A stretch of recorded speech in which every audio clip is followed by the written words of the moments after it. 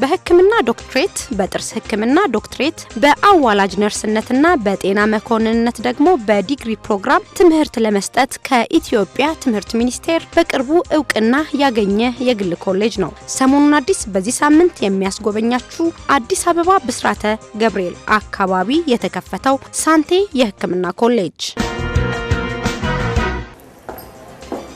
እንኳን ደህና መጣሽ። እንኳን ደህና ቆየሽ። የሳንቴ ሜዲካል ኮሌጅ እንኳን ደህና መጣሽ። እውነት ብርሃኑ ይባላለሁ። የሳንቴ ሜዲካል ኮሌጅ የህዝብ ግንኙነት ክፍል ኃላፊ ነኝ። ሳንቴ ሜዲካል ኮሌጅ የሳንቴ ሜዲካል ሴንተር ሲስተር ካምፓኒ ነው። የክሊኒኩ ሲስተር ካምፓኒ ነው። እዚህ የምንሰጣቸው ዲፓርትመንቶች አሁን ለጊዜው በዶክተር ኦፍ ሜዲሲን፣ ዶክተር ኦፍ ዴንታል ሜዲሲን፣ በሚድዋይፈሪ እና እንዲሁም ደግሞ በሄልዝ ኦፊሰር ትምህርቶችን እንሰጣለን። በስተቀኝ የምንመለከተው የሂፖክራተስ ቃለ መሐላ የሚባለው ሂፖክራቲክ ኦት ነው። ተማሪዎቹ በሚወጡበትና በሚገቡበት ጊዜ ሁሉ እንዲያዩትና በተግባር እንዲያውሉት እንዲያነሳሳቸው ታስቦ የተቀመጠ ነው። ወደ ውስጥ እንግባና የተደራጀ ነው። እዚህ ጋር መጀመሪያ ማንም ሰው እንደገባ የሚያገኘው ኢንፎርሜሽን ዴስኩን ነው።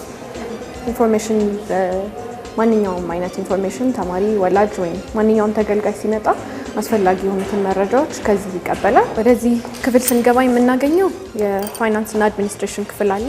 እዚች ጋር ደግሞ አነስተኛ ስቴሽነሪ እና ቢዝነስ ሴንተር አለን።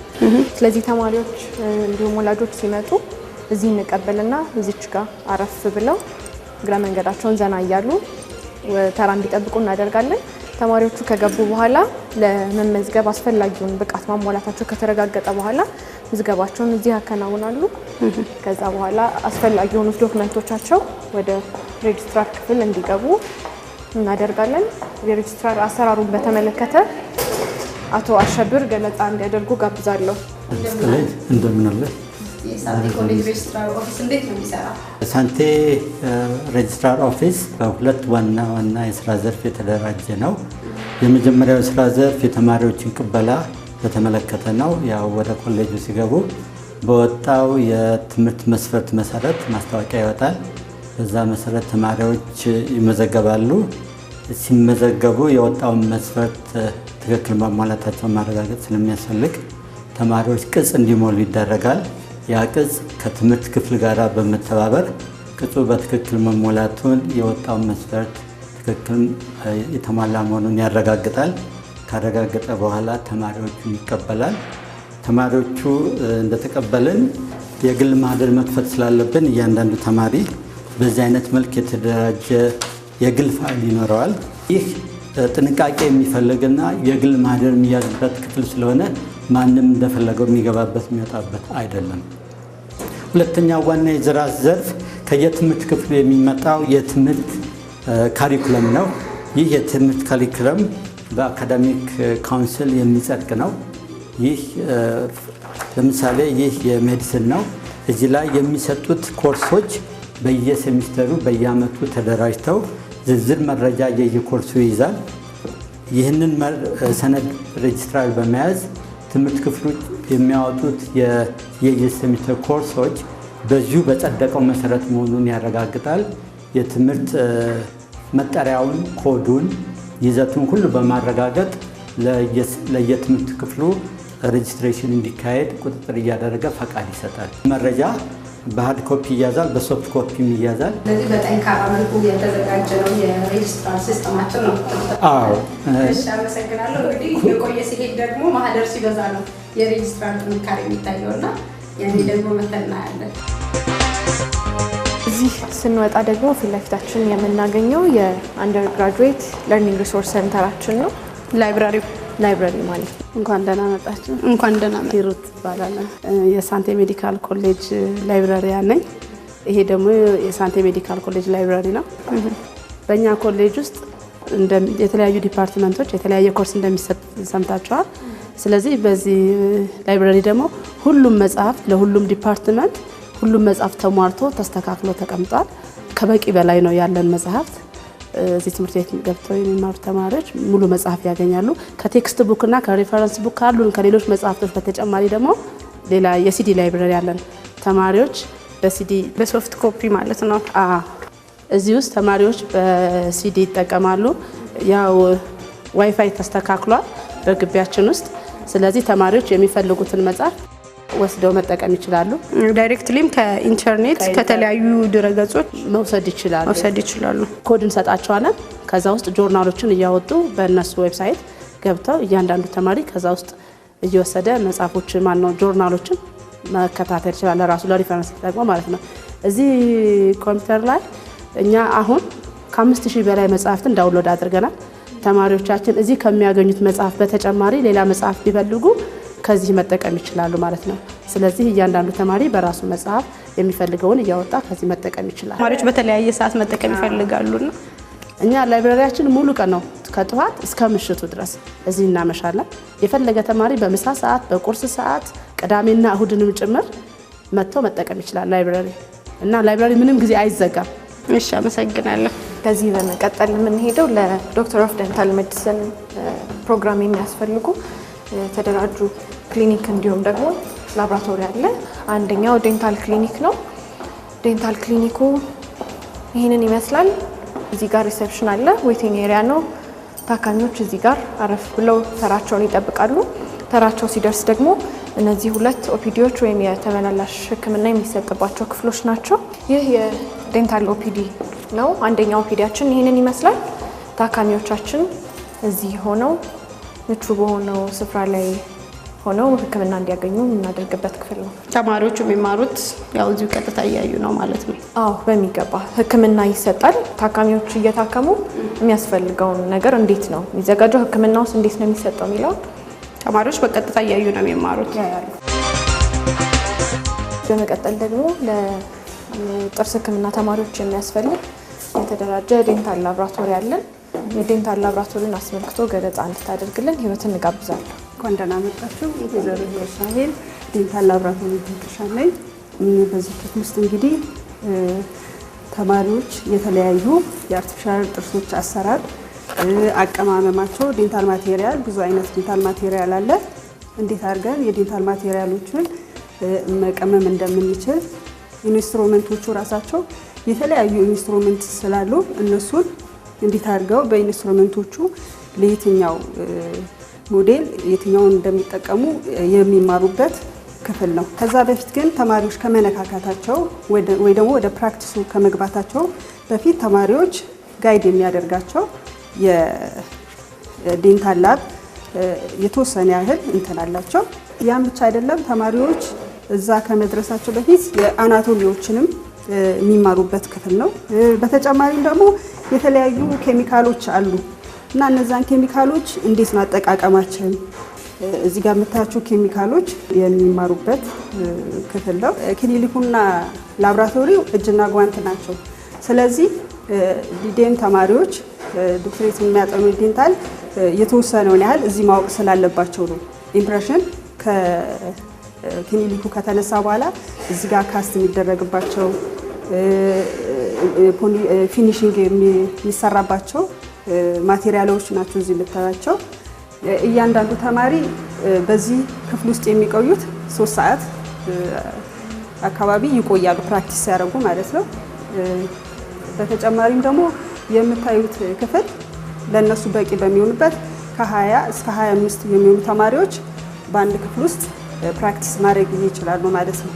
ለዲዲኤሞች ብቻ የተዘጋጀ ያው ክፍል ነው ማለት ነው። ስላዳመጣችሁን በጣም አመሰግናለሁ። ከዚህ በመቀጠል ደግሞ የምንጎበኘው የሚድዋይፈሪ ወይም የአዋላጅ ነርሶችን የልምምድ ክፍል ነው። እንኳን ወደ ዲሞንስትሬሽናችን በሰላም መጣችሁ። ኑ እንግዲህ ዲሞንስትሬሽናችን ይሄን ይመስላል።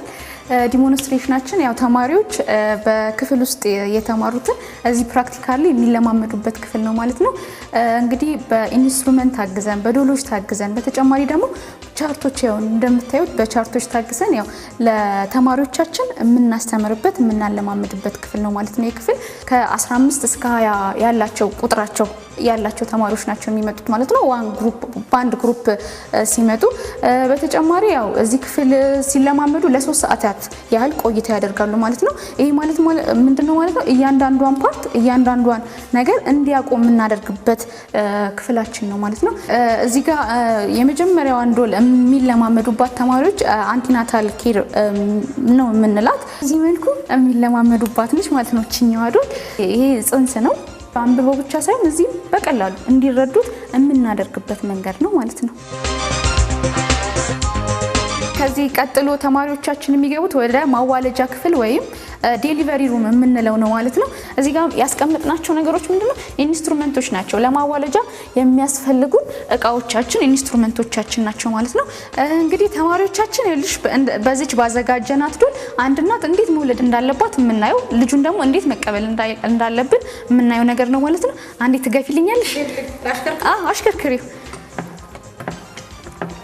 እያለች ነው እናትየዋ እያማጠች ነው ማለት ነው። ተማሪዎቻችንም በዚህ መልኩ ይህንን መለማመጃ ፓርታቸውን ሲጨርሱ ወደ ተቋም ወይም ወደ ጤና ጣቢያ ወደ ሆስፒታል ከመሄዳቸው በፊት በኮንፊደንስ እስኪችሉ ድረስ ቢያንስ እያንዳንዱ ተማሪ ነግሬሻለሁ፣ አንድ ግሩፕ ለ3 ሰዓት ነው የሚሰራው ብዬሻለሁ። ለ3 ሰዓት እዚህ ክፍል ከገባ ቢያንስ አንዷን እቺን አሁን ለምሳሌ ኒውቦርን ሪሰሲቴሽን 2 ጊዜና ከዛ በላይ የመስራት ቻንስ በአንድ ግሩፕ ማለት ነው የመስራት እድሉ አላቸው። ተማሪዎቻችን ስራ ከመስራታቸው በፊትና ስራዎቻቸውን ፕሮሲጀራቸውን ከጨረሱ በኋላ ሃንድ ዋሺንግ ወይም እጅ መታጠብ ስላለባቸው ያንን እዚህ ጋር እንደውም መጀመሪያ ሲገቡ ነው እዚህ ጋር አውቀ የምናስተምራቸው ማውቀም ያለባቸው ማለት ነው።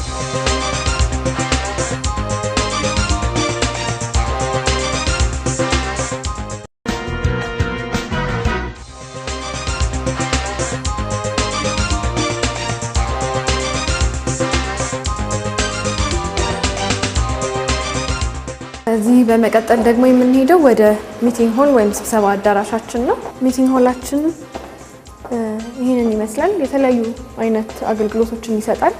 ስብሰባ ሲያስፈልግ ተማሪዎችንና አስተማሪዎችን መሰብሰብ የሚያስችልበት ሁኔታ ነው። ከዛም በተጨማሪ ትሬኒንጎች ይሰጡበታል፣ ሴሚናሮች መስጠትም ይቻላል። ስለዚህ ሰፊ ነው፣ የተለያዩ አገልግሎቶችን ይሰጣል። ከዛም በተጨማሪ ደግሞ ከንግግሩ በተጨማሪ ኤልሲዲ አለ፣ ፕሮጀክት አድርጎ ኦዲዮ ቪዥዋል መጠቀም ይቻላል ማለት ነው። የምንሄደው ወደ ክላስሩሞች ነው። በዚህ በስተቀኝ በኩል እንደምናየው የሜል እና የፊሜል ቶይሌቶች አሉ። ስለዚህ እያንዳንዱ ፍሎር ላይ ሁሉም ንጹህ የሆኑና በትክክል የተዘጋጁ ሽንት ቤቶች አሉ። ይሄ አንደኛው ክላስሩማችን ነው። ክላስሩሞቹ እንደምትመለከቷቸው በጣም ሰፊ ለተማሪ ምቹ የሆኑ ናቸው። ዋይት ቦርድ አለ። ዋይት ቦርዱ ላይ አስተማሪ እየጻፈ ማስረዳት የሚያስፈልገውን ነገር በሙሉ ጽፎ ያስረዳል። ከዛ በተጨማሪ ደግሞ ተማሪዎቹ በኦዲዮ ቪዥዋልም እየታገዙ ትምህርታቸውን እንዲያካሂዱ እየተዘጋጀ ነው። ዌል ቬንቲሌትድ ነው። መስኮቶች በሁሉም አቅጣጫ አሉ። ስለዚህ ተማሪዎቹ ትምህርታቸውን እንዲማሩ ዝግጅት ተደርጎላቸዋል።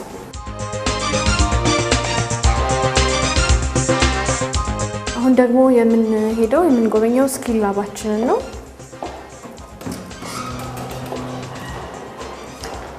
ስኪል ላቡ በዚህ መልኩ የተደራጀ ነው።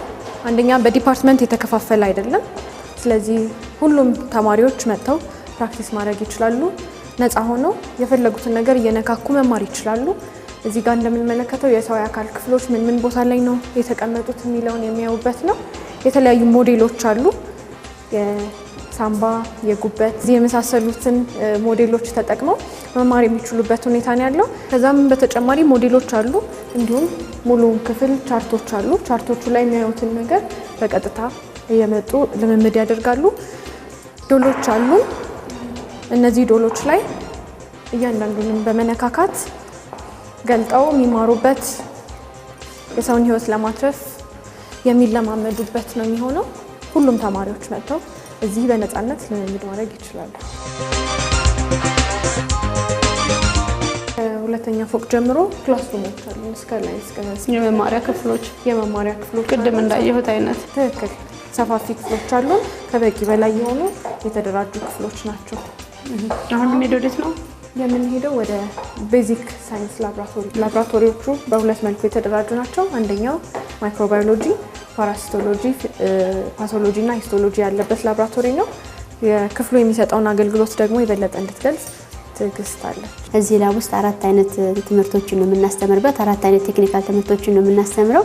ማይክሮባዮሎጂ፣ ፓራስቶሎጂ፣ ሂስቶሎጂ እና ፓቶሎጂ ነው የምናስተምረው። መጀመሪያ ተማሪዎቻችን ወደዚህ ላብ ውስጥ ሲገቡ ገብተው ስራ ከመጀመራቸው በፊት የላቦራቶሪውን ህግና ስርዓት እንዲያውቁ ነው የምናደርገው። እስካሉበት ሰዓት ድረስ እነዚህ ህጎች እንዲተገብሩ ነው የምናስገድዳቸው። ማሳወቆች አይደለም፣ ግዴታቸው ነው። ስለዚህ እነዚህ ነገሮች እንዲያውቁ እናደርጋቸዋለን። ከዛ በኋላ እንደየሚሰሩት ኮርስ አይነት የተለያዩ ስራዎችን ይሰራሉ። ዞር ዞር እያልኩ አሳያቸዋለሁ እዚህ ውስጥ የሚሰራውን ስራ። እቺ ስቴኒንግ ኤሪያ አካባቢያችን ነች። እዚህ ጋር ስቴን ያደርጋሉ። ማይክሮባዮሎጂ ላብ ነው ብያቸዋለሁ።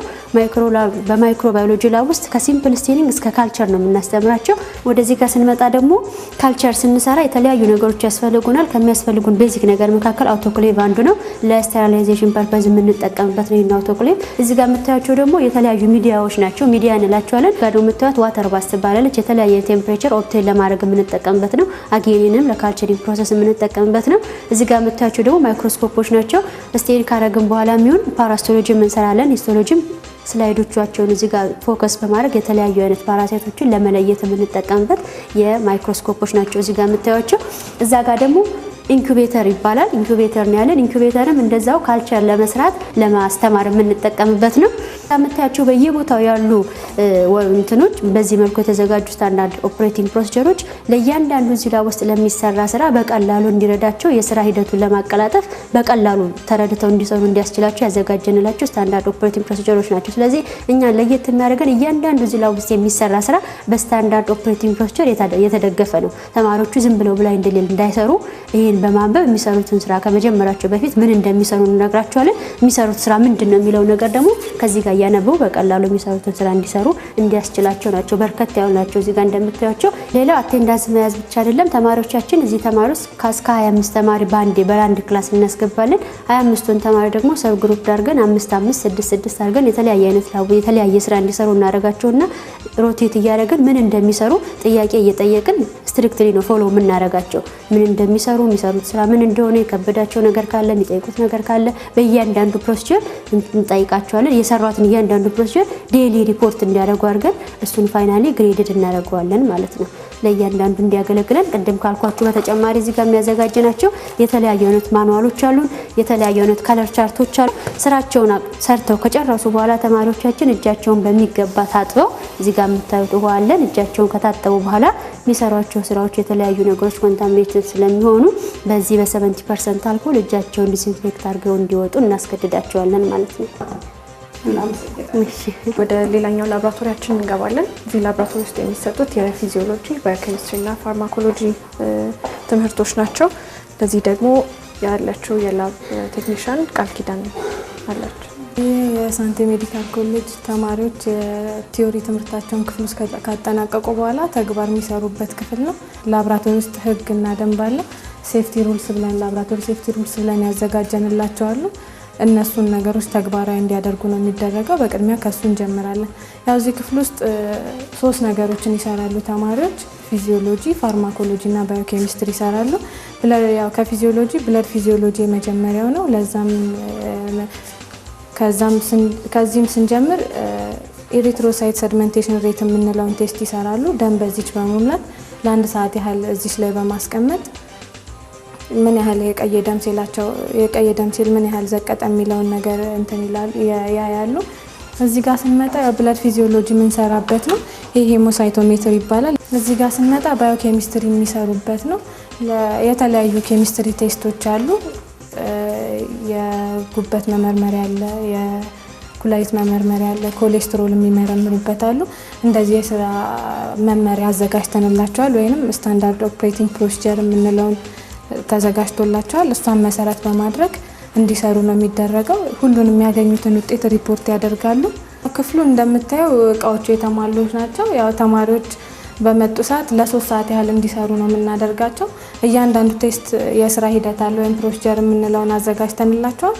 ሁሉንም ቴስቶች ከሰሩ በኋላ ያገኙትን ውጤት ሪፖርት እንዲያደርጉ እናደርጋቸዋለን። እኛም ላብ አቴንዳንስ እንይዛለን። ያው የሰሩትን ቴስት ጽፈው ያገኙትን ውጤት ሪፖርት አድርገው እንዲወጡ እናደርጋቸዋለን። በዚህ መልኩ ለተማሪዎችን አቴንድ እናደርጋለን እና በስተመጨረሻ ያው የሰሩትን ቴስት ከጨረሱ በኋላ እጃቸውን እንዲታጠቡ ይደረጋል። ከዛም ያው 70% አልኮል አለ። በሱ ዲስኢንፌክት አድርገው ተማሪዎች የሰሩትን ስራ ሰርተው እንዲወጡ ነው የምናደርገው። ሙሉ ሰዓታቸውን እዚሁ እንዲያሳልፉ ነው የምናደርገው ማለት ነው። እሺ አመሰግናለሁ። አሁን የምንሄደው ወደ ዳይሴክሽን ሩም ነው። ተማሪዎቹ በቲዮሪ ክላስ ላይ የወሰዱትን ነገር እንዲሁም ቅድም ላይ ያየነው ስኪል ላብ ውስጥ በሞዴሎቹ የተለማመዱበትን ነገር እዚህ ፕራክቲካሊ ካዳቨሮች ላይ እየሰሩ ልምምድ እንዲያደርጉ እናደርጋለን። የተለያዩ ኬሚካሎችም አሉ እንዲሁም ሞዴሎች አሉ። እሱን ተጠቅመው በትክክል ፕራክቲስ እያደረጉ እየነኩ እየሰሩ የሚማሩበት ክፍል ነው ማለት ነው። ከዛም በተጨማሪ ደግሞ በቻርቶች የታገዘ ነው። ቻርቶቹንም ደግሞ እዚሁ ሆነው ማንበብና እዚሁ ላይ ልምምድ ማድረግ ይችላሉ። ከዚህ በመቀጠል ደግሞ የምንሄደው ወደ ኢንተርቴይንመንት ሩም ነው። ተማሪዎቻችን ሪክሬት የሚያደርጉበት እንዲሁም ዘና የሚሉበት ቦታ ነው። ስለዚህ እዚህ እንደምናየው የተለያዩ ኢንዶር ጌሞች አሏቸው። እዚህ ጋር ቴብል ቴኒስ አለ፣ ቴሌቪዥን ማየት ይችላሉ። ከዛ በተጨማሪ ዳርት መጫወት ይችላሉ። እርስ በርስም እዚህ ቁጭ ብለው እየተነጋገሩ መጫወት የሚችሉበት ዳማና ቼዝ አላቸው። ስለዚህ ሰፊ ነው፣ ብዙ ተማሪዎችን ይችላል። ዘና ማለት ይችላሉ። እዚህ መጫወት የሚፈልጉ እዚህ መጫወት ይችላሉ።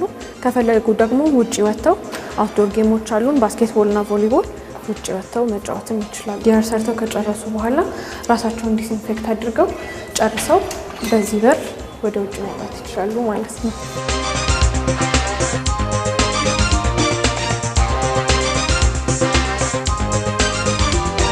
በመቀጠል የምንጎበኘው የፖስት ግራጁዌት ላይብራሪያችን ነው። እውቅና የጠየቅንባቸው 2 የድህረ ምረቃ ፕሮግራሞች አሉን። አንደኛው ኮሚኒቲ ኒውትሪሽን ነው፣ ሁለተኛው ማስተርስ ኦፍ ፐብሊክ ሄልዝ ነው። ስለዚህ ለድህረ ምረቃ ፕሮግራሞቻችን እውቅና ስናገኝ ተማሪዎቹ በተደራጀ ሁኔታ መጽሐፍቶችን አክሰስ ማድረግ እንዲችሉ እንዲሁም ደግሞ የተለያዩ ኢቡኮች በኮምፒውተሩ ተደራጅተው ተቀምጠዋል። የራሳቸውን ላፕቶፕ አምጥተውም ማንበብ የሚችሉበት መጽሐፍቶችንም ማንበብ የሚችሉበት ሙሉ ለሙሉ የተደራጀ ላይብራሪያችን ይሄንን ይመስላል። ከዚህ በመቀጠል የምንጎበኘው የአይቲ ዲፓርትመንታችንን ነው። አይቲ ዲፓርትመንቱ በዚህ መልኩ የተደራጀ ነው። ተማሪዎች እንደ ኮመን ኮርስ መጀመሪያ ዓመት ላይ ኮምፒውተር ክላስ ይወስዳሉ። ስለዚህ ኮመን ኮርሶቻቸውን እዚህ ላይ ፕራክቲስ እያደረጉ የኮምፒውተር ስኪላቸውንም ማሳደግ የሚችሉበት ክፍል ነው። ከዛ በተጨማሪ ደግሞ ኢቡኮች አሉ። ስለዚህ ሁሉም ኮምፒውተር ላይ በመቶዎችና በሺዎች የሚቆጠሩ ኢቡኮች ተጭነዋል። እሱን መጠቀም ይችላሉ። ነፃ በሆነበት ሰዓት እነሱም ነፃ በሆኑበት ሰዓት መጥተው ያንን አክሰስ ማድረግ ይችላሉ። ከዛ በተጨማሪ ደግሞ ኢንተርኔት አገልግሎት አለ። ዋይፋይ ስላለ የኢንተርኔት አክሰስም ይኖራቸዋል ማለት ነው። እዚህ ደግሞ የምናገኘው 6ኛ ፍሎር ላይ የተለያዩ የዲፓርትመንት ኦፊሶች አሉ። እዚህ ጋር የፐብሊክ ሄልዝ እና የሄልዝ ኦፊሰር ዲፓርትመንት አለ፣ የሜዲሲን ዲፓርትመንት አለ፣ የዲን ኦፊስ፣ የቫይስ ዲን ኦፊስ እና የሴክሬታሪዋ ቢሮ እዚህ እናገኘዋለን። ሳንቴ የሕክምና ኮሌጅ በሕክምና ዘርፍ ተማሪዎች የሚፈልግባቸውን ክህሎት እውቀትና ስብዕና አግኝተው ሰልጥነው እንዲወጡ በአግባቡ የተደራጀ በባለሙያዎች የተመሰረተ እውነተኛ በዘርፉ ያለው ችግር ምንድነው? በዘርፉ ሰልጥነው ስራ ላይ ያሉ ባለሙያዎች ላይ ያለው ክፍተትስ ምንድነው ብሎ ያጠና ከመሆኑ አንፃር በአሁኑ ወቅት በርከት ያለ የተማሪዎችን ቁጥር እያገኘ እንደሆነ የነገሩኝ ደግሞ የኮሌጁ ምክትል ዲን ዶክተር ወንደሰን ናቸው። ብዙ ከስተመሮች ወይም ተማሪዎች መጥተው ጎብኝተውታል። ያለውን ጥራት እያዩ በአጭር ጊዜ ከሚጠበቀው በላይ እና ከጠበቅነው በላይ ተማሪዎች ተመዝግበዋል። ይሄንን ምንድነው ያለውን ፋሲሊቲ በማየት ነው እና የአደረጃጀቱ በተሻለ ደረጃ መሆኑን በማየታቸው ብዙ ተማሪዎች እየተመዘገቡ ይገኛሉ። ሳንቴ ሜዲካል ኮሌጅ ፎከስ ሄራው አንደኛ የኳሊቲ ነው። አሁን ኳሊቲ አንዱ ጥያቄ ነው። የጥራት የተማሪዎቹ የሚፈልግባቸውን በጥራት ደረጃ አግኝተው እንዲወጡ ነው። ጥራት ያለው ባለሙያ ለሙያው ፍቅር ያለው። ስለዚህ አንደኛው የኳሊቲው ጉዳይ ነው። ኳሊቲ ላይ ምንም አይነት ወደ ኋላ የሚለው ነገር አለ። ኳሊቲው የለም። ስለዚህ ኳሊቲው በከፍተኛ ሁኔታ ለማስጠበቅ ይሰራል። ዶክተር ወንደሰን ስለ ሳንቴ እንደነገሩኝ የሳንቴ የሕክምና ኮሌጅ ተማሪዎች በትምህርት ቤት አጥር ብቻ ሳይታጠሩ ህብረተሰብ አገልግሎት ላይ ያተኮረ ትምህርት እንዲሁም በተለያዩ የመንግስትና የግል አገልግሎት ሰጪ ተቋማት ላይ ተዘዋውረው እውነተኛ ተግባር ላይ የተደገፈ ትምህርት እንዲያገኙ ይደረጋል። አሁን የሳንቴ ሜዲካል ኮሌጅ በዚህ በኩል ምንም ችግር የለበትም። አንደኛ ከመጀመሪያው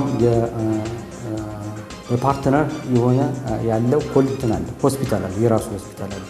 ሁለተኛ የሕክምና ማዕከል አለ። ሳንቲ ሜዲካል ኮሌጅ ሳንቲ የሕክምና ማዕከል የሳንቲ ሜዲካል ማዕከል የዚህ ሲስተር ካምፓኒ ነው እና የሲስተር ካምፓኒ ስለሆነ ሁለቱም ጋር የመስራት አቅም አላቸው።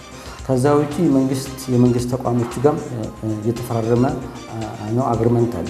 ያ የተፈራረመ ነው አግሪመንት የኛ ተማሪዎች በመንግስት የሕክምና ተቋማት ግልጋሎት ትምህርታቸውን እንዲያካሂዱ ነው ስልጠናው ተጨማሪ። ስለዚህ የስልጠና እንትኑ ችግር የለም። አንደኛ በጤና ጣቢያ ላይ ይሰራሉ፣ ሁለተኛ በሆስፒታሎች ይሰራሉ፣ ከፍተኛ ሪፈራል ሆስፒታሎችም ላይ ይሰራሉ። ስለዚህ ይሄ በጤና ያለውን እንትን ሙሉ ለሙሉ ይቀስማሉ ተብሎ ይጠበቃል እንጂ እኛም ራሳችን ምንድነው ፕራክቲካል ኦሪየንትድ የሆነ ስልጠና ነው።